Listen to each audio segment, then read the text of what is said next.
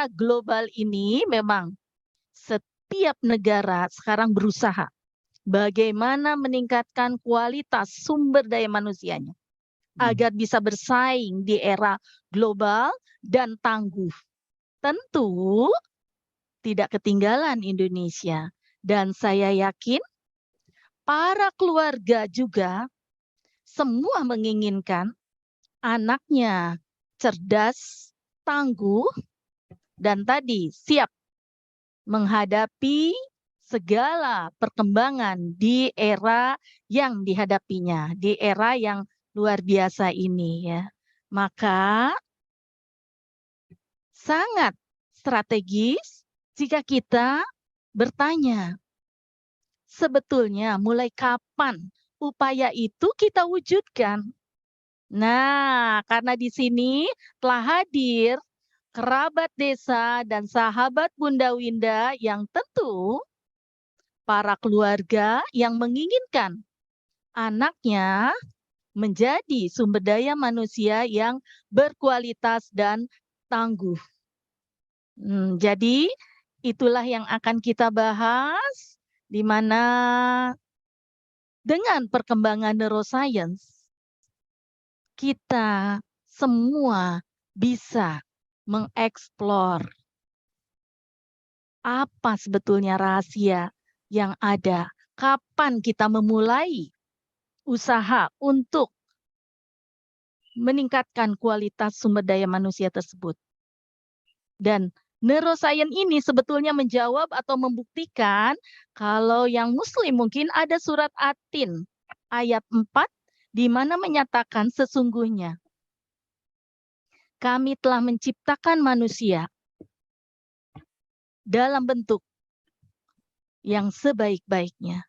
Ternyata kekuatannya itu adalah pada otak manusia, di mana kita lihat bahwa kekuatan otak kiri dan otak kanan manusia jika dioptimalkan, maka anak akan memiliki kecerdasan yang optimal. Bukan hanya cerdas dari kognitif saja, tetapi dia juga cerdas secara emosinya, cerdas secara sosialnya, bahkan cerdas secara spiritual. Berarti tadi SDM yang tangguh akan terwujud. Bagaimana siap menghadapi permasalahan. Nah, kali ini mari kita kupas bagaimana para orang tua mewujudkan keinginannya dan upaya-upaya apa saja yang dilakukan. Seperti tadi dikatakan Pak Ishak ya, Pak Tohirin, para bapak yang ingin tahu kapan mulainya. Ya sering masyarakat keliru di mana berkomunikasi atau mengajak interaksi dengan anaknya itu setelah lahir, bahkan setelah anak bisa berucap. Nah, ini mungkin ini yang harus kita rubah karena ternyata bahwa sejak usia 8 minggu berarti masih di dalam kandungan tuh, masih berusia 2 bulan. Bayi itu sudah mulai bisa merasakan. Jika misalkan ibunya sedih atau orang tuanya situasi di lingkungan luar, itu bayi sudah mulai bisa merasakan. Nah, betapa luar biasa. Jadi berarti panca indera bayi sebetulnya sejak dalam kandungan itu sudah mulai berfungsi. Sudah mulai merasakan, kemudian di saat usia berkembang, usia 3 bulan, 4 bulan, maka bayi sudah mulai bisa mendengar. Kemudian bayi juga sudah mulai bisa melihat. Kemudian bisa berespon terhadap interaksi yang ada dari luar. Baik dilakukan oleh ibunya ataupun dari lingkungan. Nah, ini mungkin yang harus kita ketahui bersama. Karena disitulah sebetulnya di saat panca indera bayi mulai berfungsi, maka proses komunikasi dan interaksi mulai bisa dilakukan oleh para orang tua. Sehingga bayi akan mendengar betapa lingkungan menginginkan kehadiran dirinya, betapa ayahnya menyayanginya, betapa ibunya menyayanginya. Dan itu ternyata sangat berarti untuk seorang bayi karena terekam di otak kanannya dan itu tersimpan sebagai basic trust, sebagai dasar kepercayaan dirinya yang akan tersimpan dan menjadi kepribadian anak di masa nanti setelah lahir bahkan masa dewasa. Nah, jadi mulai sekarang kita perlu sadari, terutama para orang tua. Jadi di usia 2 bulan yang selama ini kan biasanya ibu hamil, saat itu adalah masa transisi. Ya, adanya sehingga masa transisi itu menimbulkan stres, menimbulkan kegelisahan. Dengan rasa stres, kegelisahan, kepanikan dengan perubahan tubuhnya, apakah dirinya sanggupkah untuk menjadi seorang ibu? Begitupun ayah, sanggupkah menjadi seorang ayah? Nah, sering ini menimbulkan kecemasan tersendiri pada ibu dan ayah sehingga terjadilah mual atau pusing atau keluhan yang lainnya yang sering masyarakat sebut ngidam. Jadi ngidam itu sebetulnya adalah respon psikologis seorang ibu di saat mengetahui bahwa ada kehamilan. Nah, maka dengan komunikasi ini, karena seorang ibu mengetahui, ternyata 2 bulan ini bayinya sudah bisa merasakan sentuhan. Baik sentuhan fisik dengan dielus, ataupun sentuhan dengan ucapan tadi, sentuhan emosi, kasih sayang. Dan disinilah mulai seorang tua, baik ayah ataupun ibu, melakukan stimulus untuk mengoptimalkan tadi kecerdasan, yaitu dengan melakukan komunikasi. Dalam gambaran 3 dimensi, USG saat 2 minggu ini terlihat area yang sensitif yaitu daerah pipi, kemudian ujung jari, kemudian juga telapak kaki, sehingga gambarannya sering bayi itu pegang-pegang area wajahnya atau dia mengisap-ngisap. Sebetulnya itu adalah bukti bahwa bayi mulai sensitivitas motoriknya mulai berfungsi. Nah, saat itulah gunakan oleh orang tua untuk berkomunikasi melalui sentuhan. Nah, kemudian di usia 18 minggu ya atau 4 bulan itu fungsi telinga sudah mulai mendengar suara. Nah, berarti saat itu ibu, ayah silahkan ajak bicara bayinya. Maka bayi akan merekam dan akan berespon. Di saat usia 32 minggu, seluruh tubuh menjadi sensitif, bukan tadi hanya tangan dan wajahnya yang sensitif, tetapi seluruh tubuhnya menjadi sensitif, sehingga akan berespon di saat diajak bicara atau disentuh. Misalkan disentuh bagian, misalkan yang menonjol, bagian tangan ataupun bagian kaki, apapun disentuh, maka biarkan dia akan melawan sentuhan itu. Selanjutnya, di usia berikutnya, lakukan belajar menghitung, misalkan sentuh 1 kali, 2 kali di daerah yang teraba, maka bayi akan menjawab dengan gerakan 2 kali. Nah, jadi secara tidak langsung, disitulah komunikasi bisa terjadi, berinteraksi, sehingga seorang ibu menjadi bahagia, seorang ayah menjadi bahagia, maka kecemasan, kepanikan akan melebur menjadi muncul self belonging, rasa memiliki. Ternyata bayinya sudah hadir walaupun masih di dalam perut, di dalam kandungan. Nah, dengan komunikasi ini bayi merasakan cinta kasih orang tuanya atau bonding yang akan menjadi dasar kepribadian bayi menjadi tenang.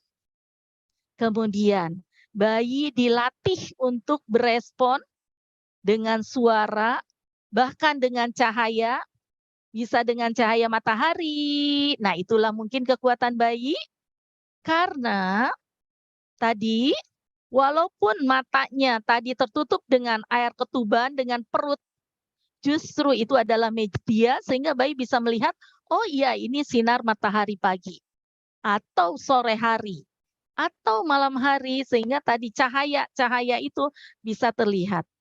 Itulah kekuatan yang luar biasa, rahasia.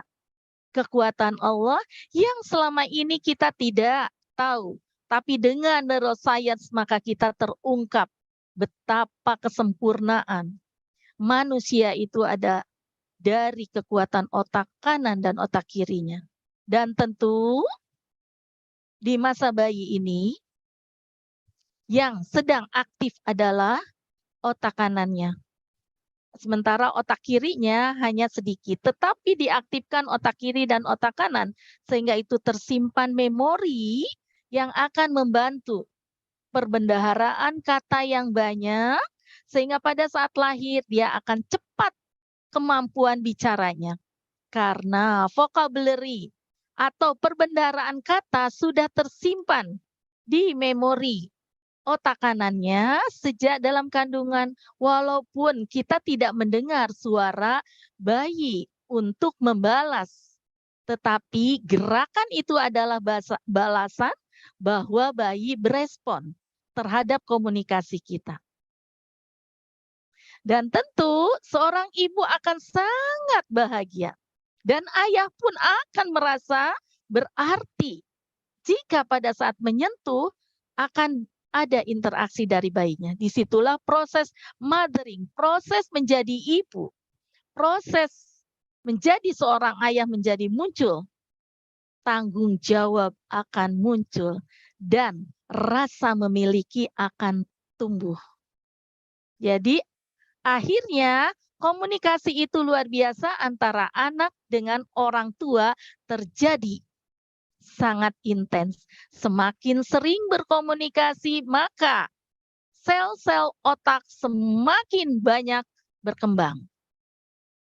Karena setiap stimulus akan membangkitkan. Sel-sel otak akan berkembang dan dendrit-dendritnya juga akan berkembang secara tidak langsung. Dengan komunikasi itu, orang tua mengaktifkan fungsi otaknya secara optimal. Bahkan merasakan betapa cerdasnya karena berespon, bagaimana menangkap pesan, bagaimana beraksi, dan reaksinya dengan cara berguling-guling, kemudian menendang, kemudian juga meninju, itu adalah merupakan respon komunikasi yang bisa dirasakan oleh ayah dan ibu. Jadi itulah komunikasi yang luar biasa yang membuat kebahagiaan untuk bayi dan untuk ibu serta untuk ayah. Karena itu bonding tercipta. Dan hal yang perlu diingat, bahkan jika orang tua menolak keberadaan bayi, bahkan jika seorang ibu selama hamil dia bersedih, kemudian juga sering menangisi dalam waktu yang berkepanjangan, itu pun akan terekam oleh bayi. Dan itu akan berefek karena interaksi dan komunikasi sudah terjadi. selama dalam kandungan seperti tadi yang sudah dijelaskan, sejak 2 bulan atau 8 minggu sudah mulai merasakan. Nah, itu mungkin.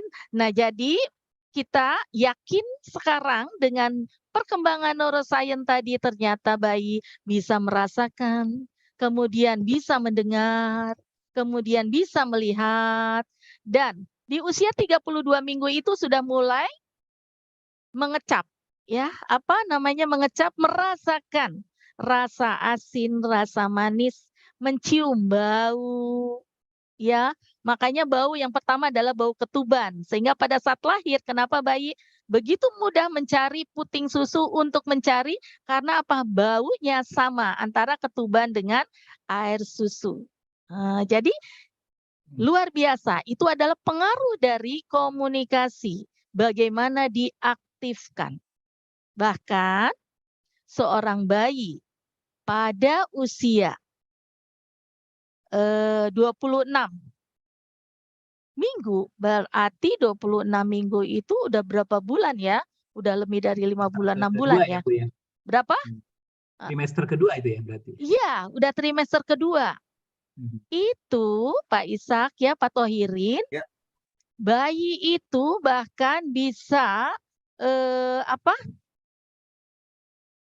menikmati suara-suara yang mengalun, tidak berdetak. Karena kalau suara mengalun, tidak tiba-tiba, itu nyaman. Ya, dia terbiasa dengan suara detak jantung ibu. Maka suara mengalun, mungkin banyak yang kenal Mozart, ya, musik klasik bisa mencerdaskan. Nah, sebetulnya bukan hanya musik klasik, semua yang mengalun. Suara mengaji, ya, itu juga ngobrol bisa. juga ya? Ngobrol begitu ya? Iya. Curhat boleh nggak Bu? Curhat? Bu, curhatnya yang membangun ya. Afirmasi positif. Jadi kata-kata itu dia rekam. Maka kenapa pembicaraan? Oh iya, orang tua kita kan mengatakan kalau ibu hamil itu harus melakukan yang baik-baik, berucap yang baik-baik, gitu kan? Ternyata orang tua kita dulu itu luar biasa. Sense, feeling-nya sangat tinggi walaupun tidak tahu reason-nya. Nah, sekarang alasannya terjawab dengan perkembangan neuroscience. Oh iya, karena apa yang diucapkan orang tuanya terekam oleh bayinya. Dan itu bisa menjadi kenyataan. Dan begitupun perilaku yang dilakukan, misalkan gerakan sholat atau melakukan sesuatu, misalkan kegiatan-kegiatan, kan itu juga dirasakan. Makanya kenapa kalau mau nyuci seorang ibu kan duduk bres, kemudian kena air dingin, kaget bayi. Maka ajak bicara. Bunda sekarang mau cuci baju. Jadi dia akan menyesuaikan, nggak kaget. Nah ini air, sehingga merasakan. Nah jadi dia nggak kaget. Oh iya, karena tahu, oh ini bundanya sedang melakukan gerakan apa. Begitupun seperti sholat malam, kaget nanti. Lalu misalkan, oh iya ini bunda sedang sholat malam, terekam. Maka itu tersimpan di dalam memorinya. Nah, komunikasi ini membekali bayi menjadi karakter. Karena itu tersimpan di memorinya dan tak sadar pada saat lahir, setelah remaja, dewasa, bayi menjadi tenang atau tidak tenang, ternyata itu dilihat dari rekaman sejak dalam kandungan. Dilanjutkan nanti pada saat bayi lahir. Oleh karena itu, dari Kemkes juga ada tuh programnya Pak Ishak. Iya, bahwa ada istilahnya adalah booster, brain booster. Brain booster itu istilahnya kan keren ya. Bukan vaksin saja yang harus booster. Harus diulang. Ternyata brain booster itu bagaimana otak dioptimalkan. Yaitu salah satu caranya, yaitu dengan bagaimana mengaktifkan seluruh indera sejak dalam kandungan melalui komunikasi. Baik sentuhan, kemudian dengan komunikasi langsung, verbal, nonverbal juga tadi dengan cahaya. Bisa pakai cahaya baterai, cahaya. Dan kita seimbangkan, misalkan kita kasih sinar sebelah kiri, maka akan bergerak sebelah kanan. Kemudian kita kembalikan, kita sebelah kanan bergerak kiri. Begitupun saat sentuhan, kita selalu menyeimbangkan. Kalau kita sentuh sebelah kiri, maka yang kanan bergerak. Bagaimana responnya? Kita sentuh sebelah kanan, maka akan bergerak sebelah kiri. Nah, itu sehingga menyeimbangkan bagaimana kekuatan otak kiri dan otak kanan itu terstimulasi sejak dini. Dan insya Allah tuh nanti bapak-bapak, ibu-ibu, mungkin cucunya juga ya, bisa terlihat betapa beda kecerdasan tadi kognitifnya, kecerdasan sosialnya, jadi mudah bergaul, mudah beradaptasi juga. Yang menggunakan kan banyak sekarang menggunakan ini murotal gitu ya. Itu juga akan menimbulkan kepekaan spiritualnya sangat tinggi.